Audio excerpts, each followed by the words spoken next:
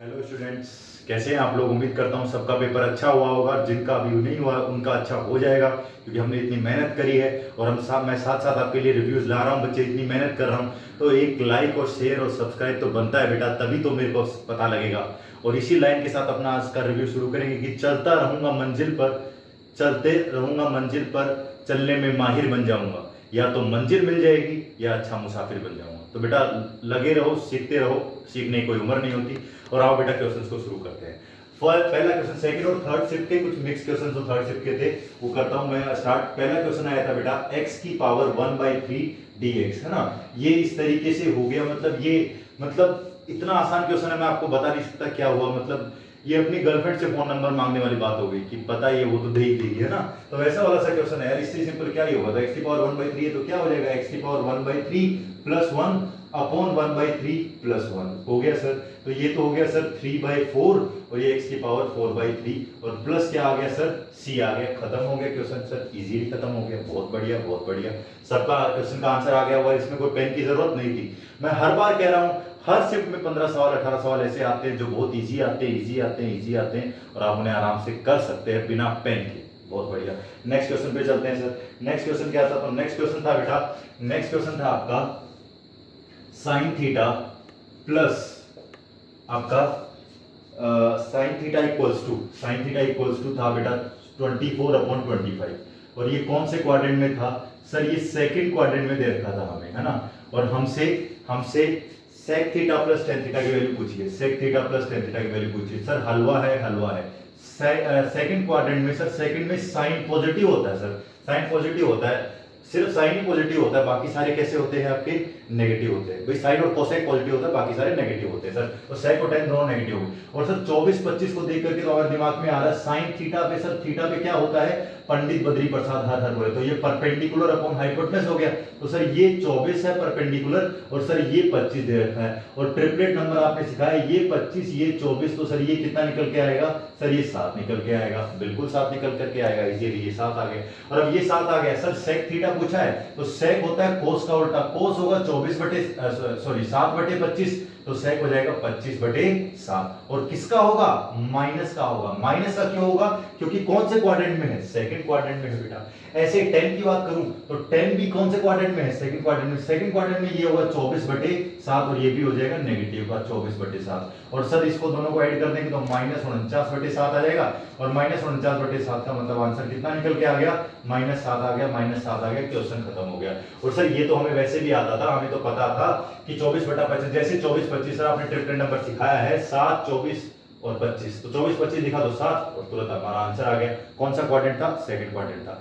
बच्चे क्वेश्चन में देख रहा हूं ना, तो मेरा तो खुशी का ठिकाना नहीं रहा कि बच्चे कम से कम, बच्चों का मैसेज आ रहा है, फोन आ रहा है कि 25 में से 20, 22, मतलब इससे कम कोई कह ही नहीं रहा है। 18-20 सवाल हर बच्चे के बहुत आसानी से सही हो गए।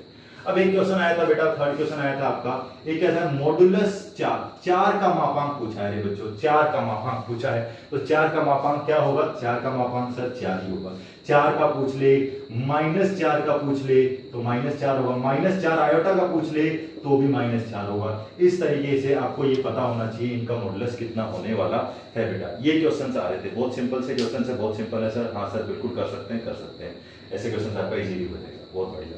ठीक है, सॉरी क्या लिखे मैंने, -4 का भी 4 होगा और -4 आयोटा का भी 4 होगा, प्लस माइनस गलती से लगा दिया भाई। क्लियर है भाई, बात समझ में आ रही है। बट आपका शायद 4 का पूछा था तो 4 का कितना आ जाएगा, 4 ही आ जाएगा। आसान क्वेश्चन था बेटा, बिना पेन के होने वाला क्वेश्चन है। आगे क्वेश्चन पे चलते हैं, नेक्स्ट क्वेश्चन पे आ जाते हैं। फिर आगे आते हैं, फिर से वही लिमिट का क्वेश्चन आ गया एक, जो हर बार आ रहा है और हर बार आसानी से नंबर देख करके जा रहा है। Limit x tends to 1 log x upon x minus 1।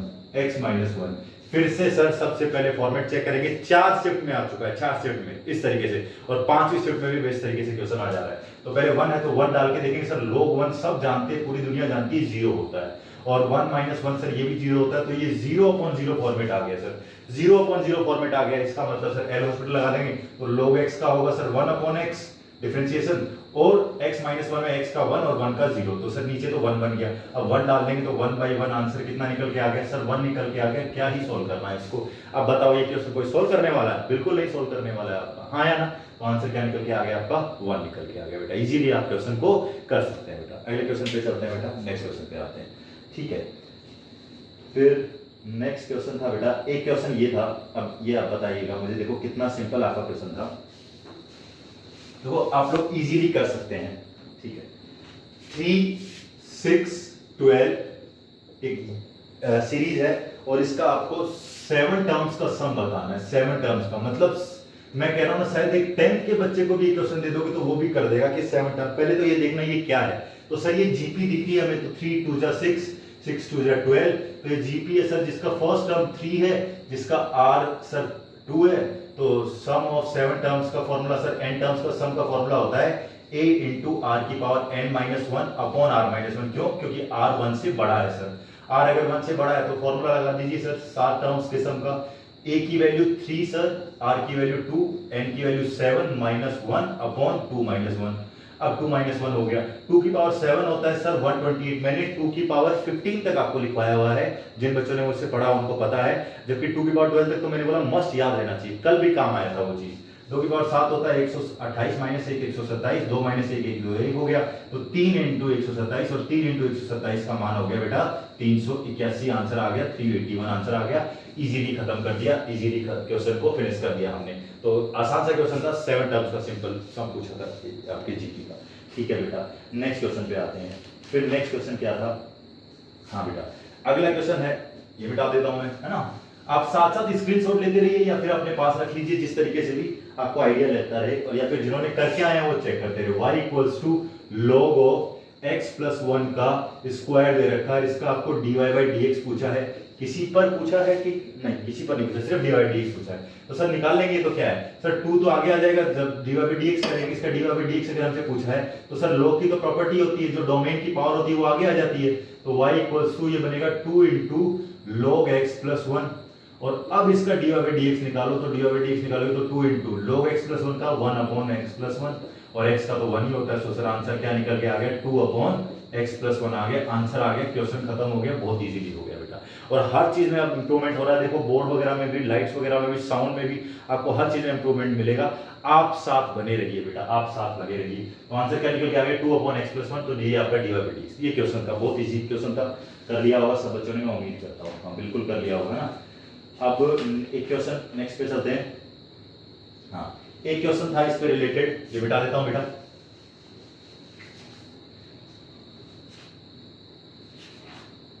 हाँ ये क्वेश्चन था आपका एक कि y इक्वल्स टू, हाँ y equals to root of x log x दे रखा है, x log x दे रखा है, और आपको dy बाई dx बताना है, dy बाई dx बताना है at x equals to e, at x equals to e, इसका dy बाई dx बताना है, ये क्वेश्चन था। अब कितना सिंपल है सर, कोई भी निकाल लेगा।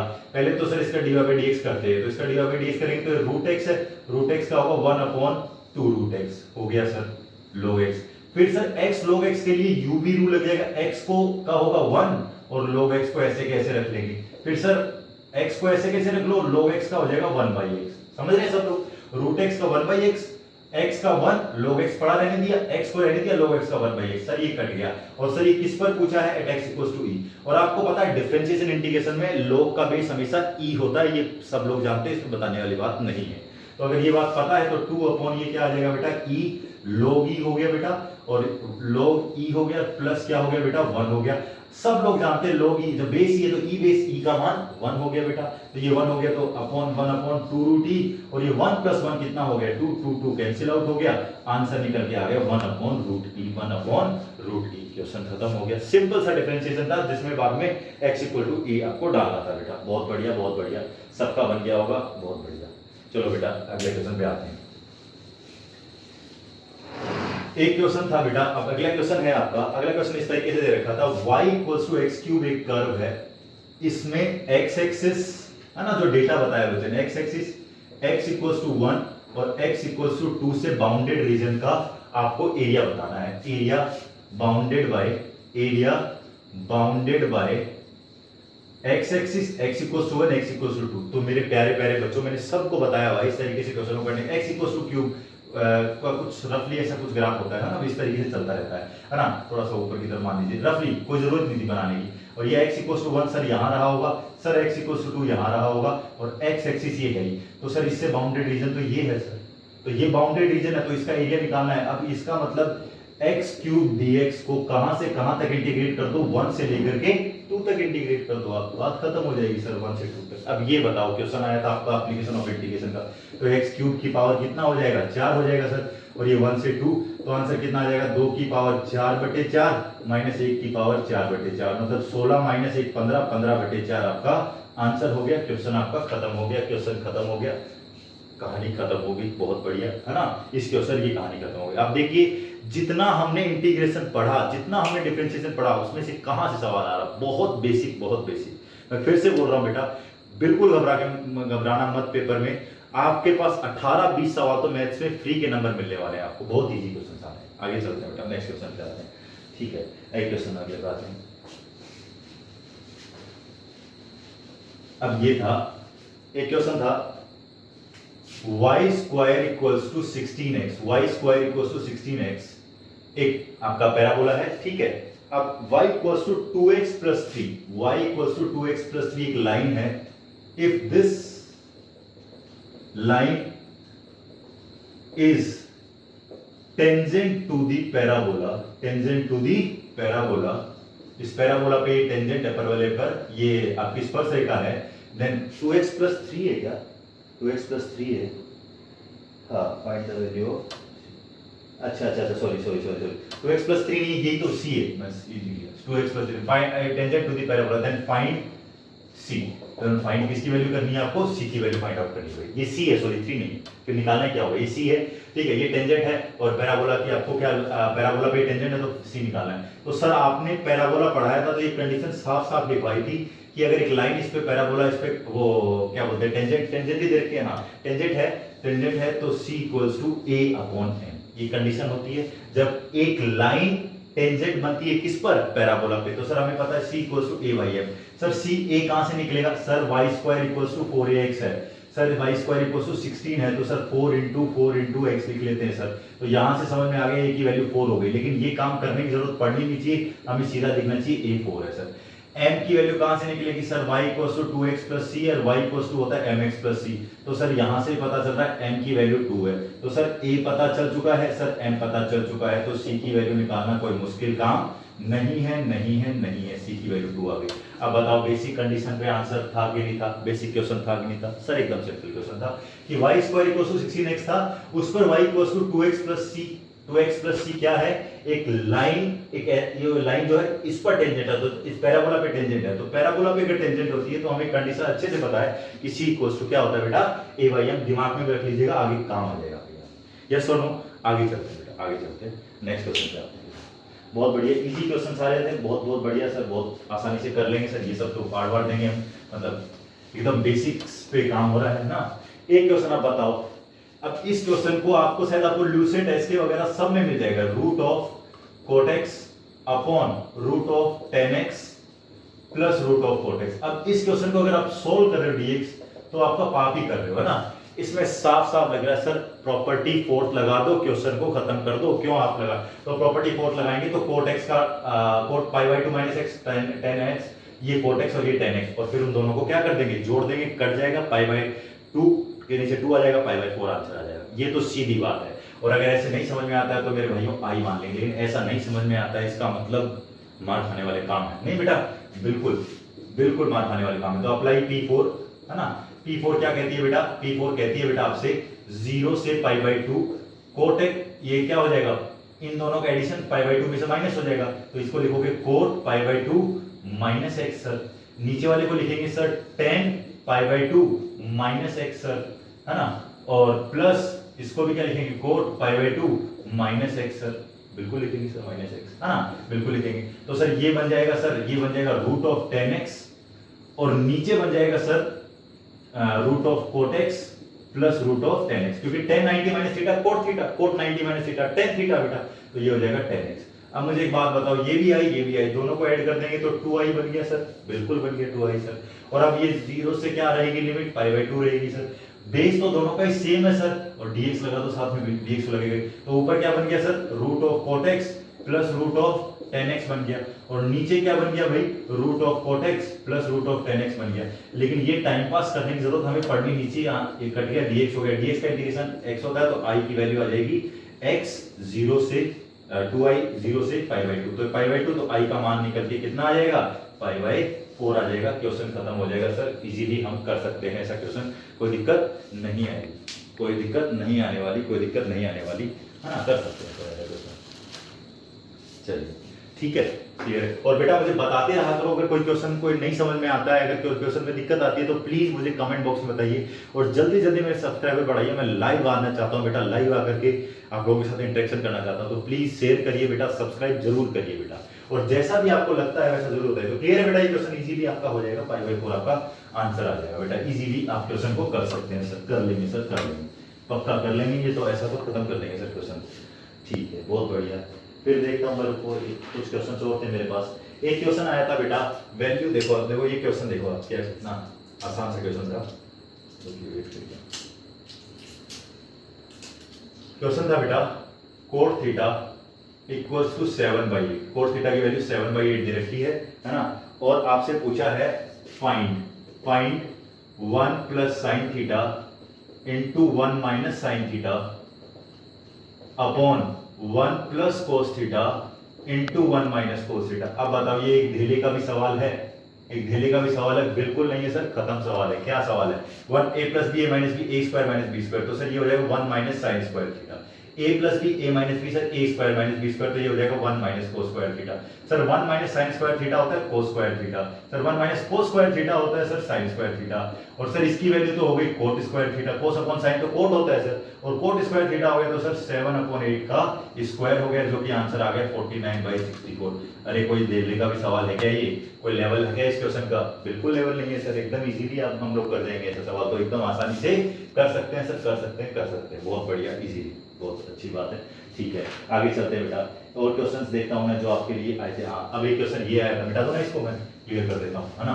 एक क्वेश्चन ये आया था कि dy/dx plus y equals to 1/dy/dx, इसकी आपसे डिग्री पूछी है, इसकी आपसे डिग्री पूछी है। सर इजीली निकालेंगे, इसकी डिग्री निकालना कौन सी बड़ी बात है, ये तो आपको पता है, इधर ले जाओ सर इसको, तो इधर ले जाओगे तो dy/dx की पावर कितना हो गया 2 plus y into dy/dx equals to क्या बन रहा है सर 1 बन रहा है। सब कुछ सही है सर, सारी पावर सही है, dy/dx ठीक है। तो मैंने क्या बताया था, सबसे हाईएस्ट, इसका ऑर्डर क्या होगा सर, ऑर्डर तो 1 ही होगा इसका, क्योंकि हाईएस्ट ऑर्डर डेरिवेटिव तो सर 1 ही है, और जो हाईएस्ट ऑर्डर डेरिवेटिव उसकी जो पावर होती है, उसकी पावर कितनी है 2 है, और वही आपकी डिग्री कहलाती है। तो सर इसकी डिग्री कितनी हो जाएगी, इसकी डिग्री 2 हो जाएगी सर, इसकी डिग्री 2 हो जाएगी। अब इस क्वेश्चन में करने की जरूरत नहीं, दिख रहा था यार, ये इधर जाएगा तो पावर 2 y इंटू dy/dx। आप, मैं कह रहा हूं बैठिए और कॉपी लीजिए और ये मनन करिए कि जितने सवाल सर करा रहे हैं उसमें से कितने ऐसे सवाल थे जिसमें पेन की जरूरत नहीं पड़ रही थी। क्यों सर कह रहे हैं पेन लेस क्वेश्चंस, क्यों कह रहे हैं, इसीलिए कह रहे हैं, इस तरह के क्वेश्चन आते हैं बेटा। बहुत बढ़िया बेटा, आगे चलते हैं, आगे चलते हैं। हाँ, अगला क्वेश्चन, अब देखो एक ये क्वेश्चन आया था, अब मैं आपको बताऊं तो आप ये मतलब आपको सीधा सीधा ना बुक्स में भी मिल जाएगा, मैं तो ये नहीं कह रहा कि मैं ही नहीं करा, ये तो बुक्स में मिल जाएगा। tan inverse 1 minus sine x upon कितना cos x, इसकी वैल्यू तक याद करवा रखी है मैंने, इसकी वैल्यू तक आपको याद करवा रखी है। अब इसमें कई लोग कह रहे हैं कि इसको सिंपलीफाई करना आया था, कई लोग कह रहे हैं इसका dy/dx निकालना आया था, दोनों में कोई दिक्कत नहीं, दोनों कर सकते हैं। इसकी तो मैंने वैल्यू भी याद करवा रखी है कि सर इसकी वैल्यू होती है tan of π/4 माइनस x/2, और कैसे आती है, तो कैसे आती है, तो कैसे वाले तो देख लीजिए। tan इनवर्स भाई 1 माइनस sin x है, तो इसको लिख सकता हूं cos square x/2 plus sin square x/2, और minus 2 sin x/2 cos x/2। अब मैं पूरा नहीं लिखूंगा, 1 को क्या लिखा cos square x/2 plus sin square x/2, sin x को क्या लिखा 2 sin x/2 cos x/2, तो क्या ये cos x/2 minus sin x/2 का होल स्क्वायर नहीं बन गया, बन गया है सर। और cos x को cos 2x होता है cos square x minus sin square x, तो cos x हो जाता है cos square x/2 minus sin square x/2। जिसने थोड़ी सी भी पढ़ाई करी है ना, उसके लिए तो इसको याद रखना बिल्कुल मुश्किल काम नहीं था।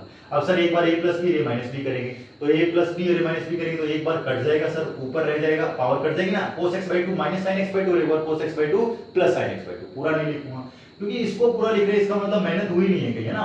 sin x/2 मेरे बच्चे तो इसको याद होगा उन बच्चों को तो, और मेरे नहीं, जो बच्चे पढ़े हों, मैं ये नहीं कह रहा मेरे आपके कौन से, सब ने मेहनत करी है, उन बच्चों के लिए आसान रहा होगा, बस ये है। और अब सर इसमें से cos x/2 कॉमन निकालो तो सर ये बन जाएगा tan inverse 1 minus ten x by to, cos x by two common निकालोगे तो यहाँ पर टेन एक्स बाई टू आ गया, नीचे भी कितना आ गया 1 plus ten x by two. और सर ये किसका फॉर्मूला होता है?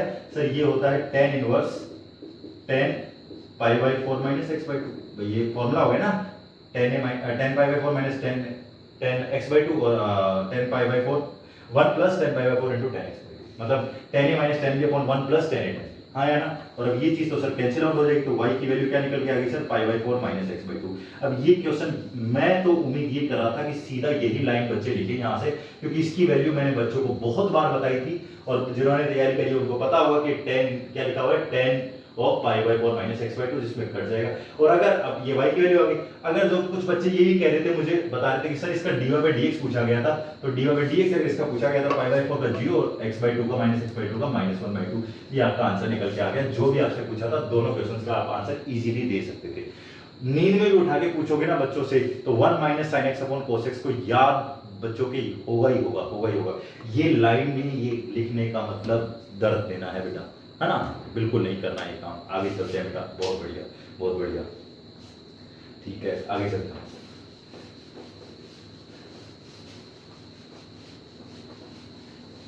एक और देखता हूँ मैं, एक आध क्वेश्चन जो आया हुआ होगा इसमें इस तरीके से, अगर कोई है। हाँ, एक ये उसी कंसेप्ट पे फिर से एक क्वेश्चन इसी कंसेप्ट पे आ गया। साइन थीटा की वैल्यू दे रखी है 12/13 और साइन थीटा की वैल्यू 12/13 दे रखी है, और आपसे sec theta plus tan theta की वैल्यू पूछी है आपसे, sec theta plus tan theta. अब ये मुझे क्वाड्रेंट का श्योर नहीं है, अगर सेकंड है तो दोबारा वही कहानी हो जाएगी, सेकंड नहीं है तो फिर सिंपल इस तरीके से हो जाएगा। 12/13 सर दोबारा 12 13 सर 5 ट्रिपलेट नंबर लिखवाए हैं, अलग से लिखवाए थे मैंने, 5 12 13, सॉरी क्या बोलते हैं ये 5 12 13, फिर आपका 8 15 17, फिर सर आपने लिखवाया है शुरुआत में 3 4 5 भी लिखवाया, वो तो पता ही होता है सबको। फिर सर 7 24 25 होता है ना, 7 24 25 होता है। फिर सर आपने बोला था इनके डबल कर देते हो, जैसे 3 का डबल करो तो 6, 4 का डबल करो तो 8, 5 का डबल करो तो 10, सर ये भी ट्रिपलेट नंबर है। फिर इनका भी डबल करो तो 5 का डबल 10, 12 का डबल 24, 13 का डबल कितना 26, सर ये भी ट्रिपलेट नंबर है। ये सारे ऐसे डबल करो ट्रिपल करो, नया ट्रिपलेट बनता जाता है। और कुछ एक आपने बोला था याद रख लो, बहुत इंपॉर्टेंट है वो, ऐसे 9 40 और 41 भी होता है, लेकिन ये ऐसा जरूरत नहीं है, ये वाले 3 4 हैं ये ज्यादा काम आते हैं, ज्यादा काम आते हैं। तो 12 13 सर ये 12 है परपेंडिकुलर और ये 13 है, तो सर ये 5 हो गया और ये 5 हो गया, तो सेक थीटा। अब मैं फिर से बोलूं, अगर क्वाड्रेंट नहीं दिया, अगर फर्स्ट ही क्वाड्रेंट मतलब सेकंड क्वाड्रेंट नहीं दिया है तो फिर सिंपल हो जाएगा भाई, सेक थीटा निकालना तो कोस क्या होगा सर? कोस होगा इसका 5/13, तो सर सेक हो जाएगा इसका 13/5, अगर फर्स्ट ही है तो 10 हो जाएगा सर परपेंडिकुलर अपॉन बेस, तो 12/5, और ये 25/5, और ये 5 बटे कितना हो जाएगा -5, सॉरी +5। अगर फिर से मैं बोल रहा हूँ सेकंड क्वाड्रेंट दिया होता तो ये -5 हो जाता। वैसा ही क्वेश्चन है, सिंपल क्वेश्चन है, आसानी से आप लोग कर सकते हैं, और इन क्वेश्चन में बिल्कुल भी पेन की जरूरत नहीं पड़ती है बेटा। आगे चलते हैं बेटा, अगले क्वेश्चन पे आ जाते हैं। ठीक है, बहुत बढ़िया। ठीक है, एक क्वेश्चन ये था, देखो अब समझो, एक क्वेश्चन क्या आया था सर? एक क्वेश्चन ये आया था सर कि दे रखा था 3x² + 3y² + 12x - 15y plus कुछ 25 था, इक्वल टू 0। मैं इसके लिए श्योर नहीं हुई क्या था, जो भी था, है ना। इसके आपसे सेंटर पूछे, इस सर्कल के इक्वेशन के आपसे सेंटर पूछे, फाइंड द सेंटर। अब सेंटर पूछे सर, इसके सेंटर हमसे पूछे, तो हमें सबको पता है सर यहाँ पर x² और y² का कोएफिशिएंट कितना होना चाहिए? 1 होना चाहिए सर, तभी काम होता है। या 3 है तो पूरे को 3 से डिवाइड कर दो, x² + y² + 4x - 5y और +25/3। मैं फिर से बोल रहा हूँ, इस कांस्टेंट के लिए मैं श्योर नहीं हूँ, इक्वल टू 0 बच्चे को याद नहीं, बट क्वेश्चन ऐसा था। अब सर x का y का कोएफिशिएंट 1 1 हो गया, गुणा 1 1 हो गया, तो अब सीधा सर x का कोएफिशिएंट का हाफ कर दो, -4 का -2 और -5 का 5/2। ये सर इसके क्या निकल के आ गए सर? इसके सेंटर निकल के आ गए। क्वेश्चन खत्म हो गया सर। क्या मतलब बताओ, इसमें कोई सवाल था? 3x² + 3y² + 12x - 15y + 25 = 0 था।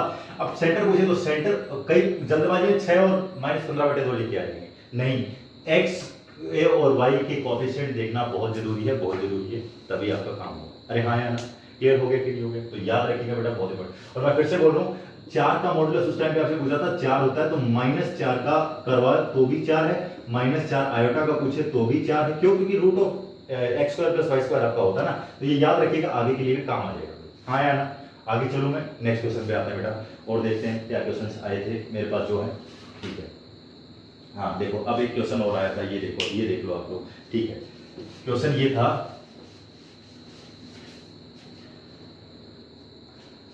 7 कॉन्सोनेंट्स हैं आपके पास, 7 ही ना, हाँ 7 कॉन्सोनेंट्स हैं और 4 वोवल्स हैं, है ना, 4 वोवल्स हैं, 4 वोवल्स है, 7 कॉन्सोनेंट से कोई वर्ड है। इनमें से 2 नंबर लिए गए, इनमें से 2 नंबर चूज किए गए और ये बताना है कि वो चूज किए गए जो 2 नंबर है वो वोवल होने की क्या प्रोबेबिलिटी है। इफ 2 नंबर्स आर चूजन, मैं बता देता हूं, if 2 numbers are chosen, 2 number choose किए गए, 2 नंबरों का चुनाव किया गया, फाइंड द प्रोबेबिलिटी, मतलब इसकी प्रायिकता बताओ, find the probability that they are vowels, they are vowels. प्रायिकता बतानी, मैं फिर से बोल रहा हूं, कोई सिलेक्शन नहीं करना, 2 उठाए गए, इसके वोवल होने की क्या प्रायिकता। सर बहुत फर्जी सवाल है, बहुत फर्जी सवाल है। सर क्या होता है प्रोबेबिलिटी, क्या होती है सर किसी भी चीज की, एनी प्रोबेबिलिटी ऑफ इवेंट क्या होता है सर, प्रोबेबिलिटी ऑफ इवेंट होता है any upon NS, sample space. तो सैंपल स्पेस में तो 7 और 4 कितने एलिमेंट है सर, 11 एलिमेंट है। तो सर 11C2, 11 में से कोई भी 2 एलिमेंट उठाने का 11C2।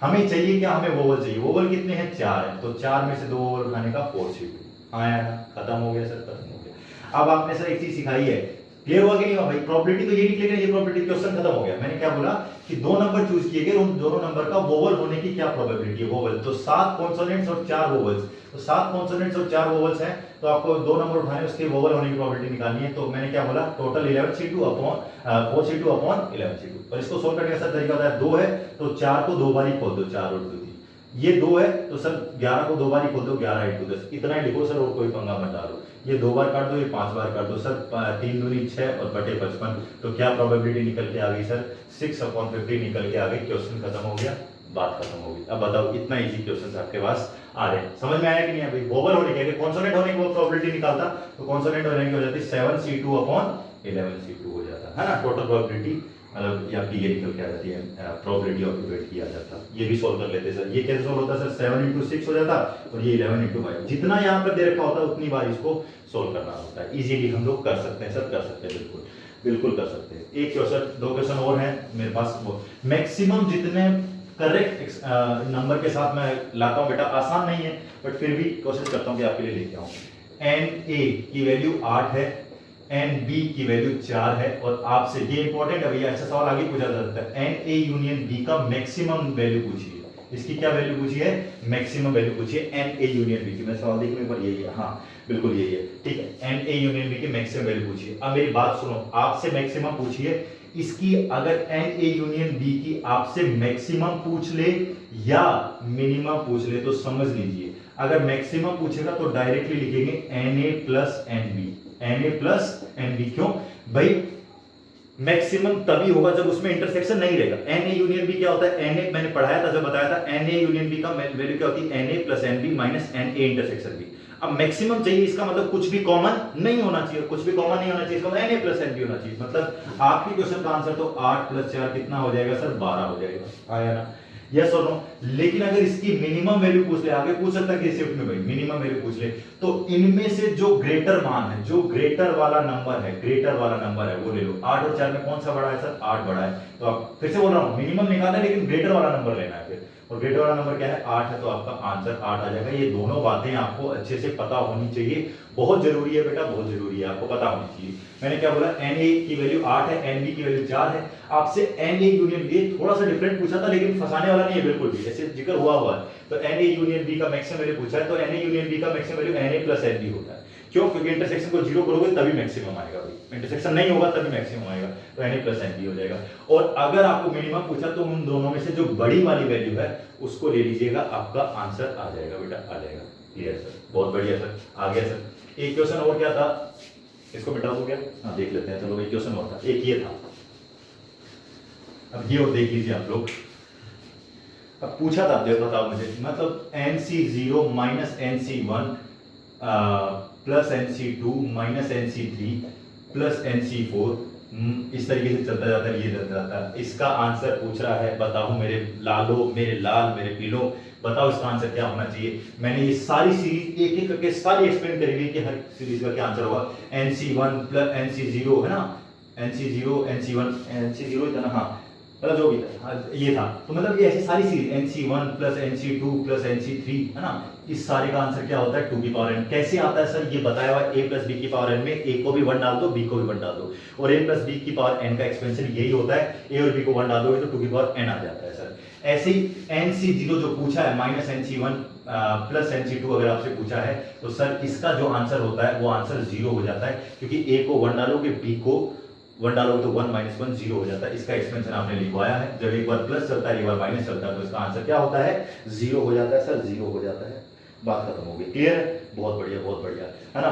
और इसी के साथ मैं आपको वो बात भी बता दूं, अगर ये तो 2 लिखवाए थे, इसके साथ मैंने 2 लिखवाए थे, NC0 plus NC2 plus NC4 ये चल रहा हो, या फिर NC1 plus NC3 plus NC5 ये चल रहा हो, इन दोनों का ही आंसर 2 की पावर n-1 2 की पावर n-1 होता है। क्यों होता है? ये सारा रीजन मैंने a प्लस बी की पावर n का एक्सपेंशन और a माइनस बी की पावर n का एक्सपेंड करोगे तो ये सारा रीजन इसमें मैंने बताया था, b की पावर 0 और इस तरीके से आगे चलता जाता है। पहले a और यहाँ पर भी NC0 a की पावर n b की पावर 0, फिर माइनस आएगा, क्यों? क्योंकि पावर NC1 और a की पावर n-1 और b की पावर 1 आएगा और फिर प्लस होता जाएगा। यहाँ पे a और b को 1 1 डालोगे तो 2 हो जाएगा, यहाँ पे 1 1 डालोगे तो 0 हो जाएगा।